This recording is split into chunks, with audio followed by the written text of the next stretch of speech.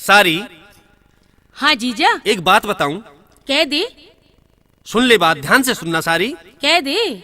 चंदा चकोर चांदनी, अरे चंदा चकोर चांदनी, बादल में तीर है, तेरे हुस्न को देख के साली ये जीजा फकीर है। हाँ जीजा फकीर है, लेकिन ये साली तेरे लपेटने में नहीं आएगी जीजा। कि मुझे नादान समझते हो मैं सब कुछ समझती हूँ, कि मुझे नादान समझते हो मैं सब कुछ समझती हूँ, और तेरे जैसे जीजा मैं अपनी जेब में रखती हूँ। क्या बात है साली।